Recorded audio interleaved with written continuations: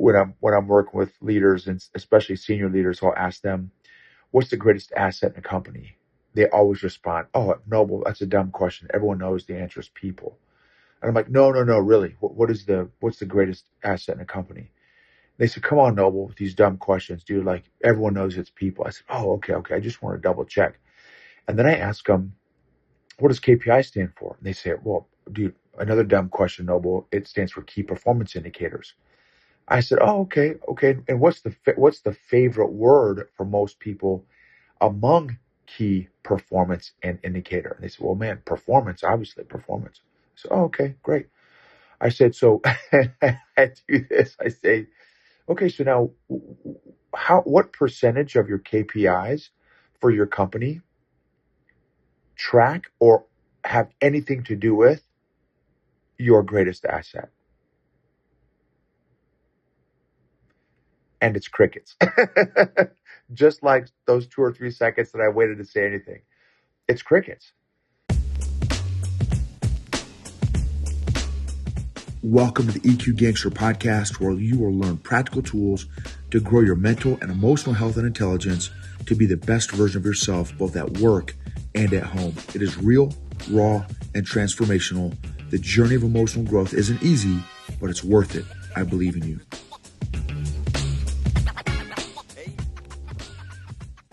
This episode is sponsored by Arrowhead Leadership Consulting.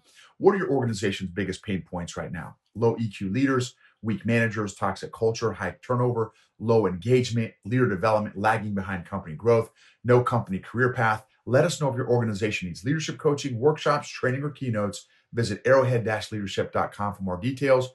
Arrowhead-leadership.com. EQ Gangster. What's up? Okay.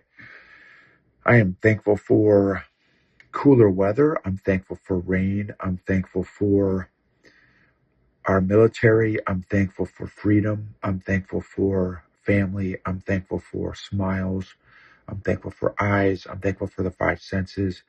I'm thankful for challenges. I'm thankful for gravity. I'm thankful for nuclear physics and the theory of relativity. And I'm thankful for the opportunity to dream and the opportunity to fall and fail. I'm thankful for the opportunity to experience degrees of comfort and degrees of challenges. I'm thankful for emotions, and I'm thankful for the ability to grow one's ability to acknowledge, identify, process, and manage emotions. And I'm thankful for extended family. I'm thankful for different cultures and people who dream big, because I'm not one of those that has dreamt big in the past, and that's an area I'm still working on. This topic is going to be about T versus P, technical versus people skills or emotional intelligence skills. And in many of the companies, so I do, of course, executive coaching. You guys all know this. I've got a handful of corporate clients that I coach on a regular basis, monthly and quarterly. Many of those are in person. Some of those are remote via Zoom or Teams. Some of those are individual executive coaching, and some of those are group coaching sessions, workshops, facilitating group discussion, conversation. And one thing I've noticed is I go into this is one of my this is one of my things that I do when I'm working with leaders and especially senior leaders. I'll ask them, "What's the greatest asset in a company?" They always respond, "Oh, Noble, that's a dumb question. Everyone knows the answer is people." And I'm like, "No, no, no, really. What's the greatest asset in a company?" They said, "Come on, Noble, with these dumb questions, dude. Like everyone knows it's people." I said, "Oh, okay, okay. I just want to double check." And then I ask them, "What does KPI stand for?" And they say, "Well, dude, another dumb question, Noble. It stands for key performance indicators." I said, "Oh, okay, okay. And what's the favorite word for most people among key performance and indicator?" And they said, "Well, man, performance, obviously performance." I said, "Oh, okay, great." I said, "So I do this." I say, "Okay, so now, what percentage of your KPIs for your company track or have anything to do with your greatest asset? And it's crickets. Just like those 2 or 3 seconds that I waited to say anything. It's crickets. In the vast majority of the companies that I work with, 99% of those companies, 99% of their KPIs have nothing to do with people. So then I tell them, don't tell me people is your greatest asset. That's just lip service. That's just your church answer.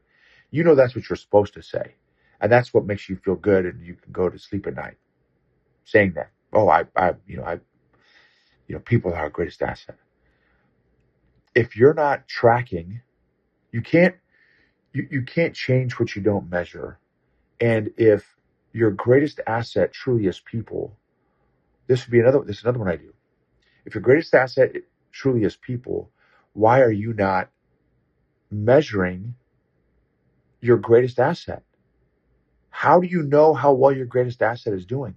Is it just because is ROI? Is your EBITDA, your company's EBITDA? Is that your measurement of how your people are doing? Really? I I don't think so. I think there are companies out there that have figured out how to maximize. I would say that how to grow your EBITDA without being more intentional at investing in your people. Because here's another dynamic. Let me just throw this out there too for some of you leaders, senior leaders, or even mid-level managers or lower level leaders, newer leaders. Is so look at your budget. Look at the company's budget. What percentage of your budget goes towards investing in people? And then of that investment that goes into investing in people, what percentage of that investment into your people is just investing in their technical skills, helping them meet different levels of certification? Oh, but no, but I invest in my people.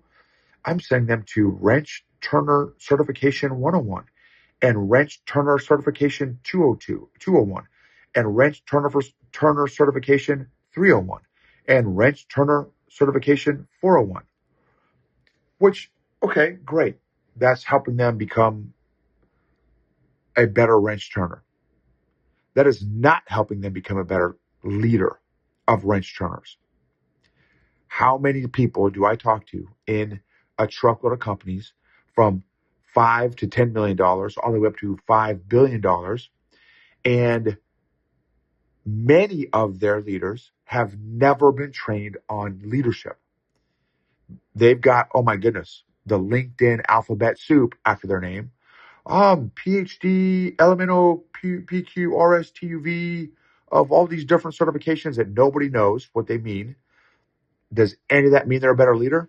Nope. They just got a bunch of letters behind their name on LinkedIn, or they can put on their business card or whatever. Are they better leaders? Extra certifications, more certifications in the technical side does not equate to better leadership, based on my experience of working with hundreds and hundreds of leaders, from entry-level leaders to C-suite leaders. What percentage of a company's budget goes into an actual investment into the people side of the people skills, right, of leadership, the emotional intelligent leadership skills, those type of skills, having difficult conversations, holding peer-to-peer accountability, building trust, engaging with your teams more effectively and efficiently, more communication, conflict, productive and healthy conflict are just examples. Getting the most out of your leaders, getting the most out of your team, understanding personality, self and social awareness, self and social management. What percentage of companies are investing that kind of money into their people? There's some, and I know I'm kind of being exaggerated, a little extreme, but I'm telling you, based on my experience, most companies do not invest in this kind of training.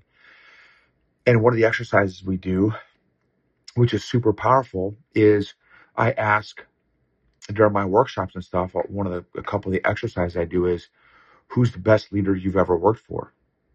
And what's the best team you've ever been on? And now describe both. You know what percentage of their descriptions are technical versus people skills? It's not even close.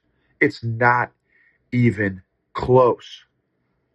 But yet we spend the vast majority, 99% of every dollar that gets invested into people on the technical skills, even though that has little, if anything, to do with their actual leadership skills or abilities.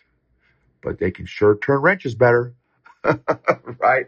Which may increase their income by, whatever, 5%, 10%, but it won't make them a better leader, y'all. So think about that. How about you as a leader of a team that's listening to this? Or maybe you're CEO or entrepreneur. You're a leader in the military. What percentage of your time, it's another one too, not just dollar budget, but time budget. What percentage of time are you investing into developing the leaders on your team, not just on the technical skills? I'm going to make them God's gift to sales. That's great. Great. That's great. You made a follower who can sell the crap out of stuff. Awesome. Your company will grow by addition. You want to grow by multiplication? Is develop a leader who can develop other leaders who can sell. Whole nother ballgame. Now your organization is growing by multiplication. Develop leaders. Be intentional at developing leaders in your organization. So what percentage of time are you investing into the technical skills in your people versus the people skills or the EQ skills in your people? You guys rock. Emotionally healthy leaders create emotionally healthy cultures and organizations, which lead to maximized results, outcomes, performance, engagement, and impact.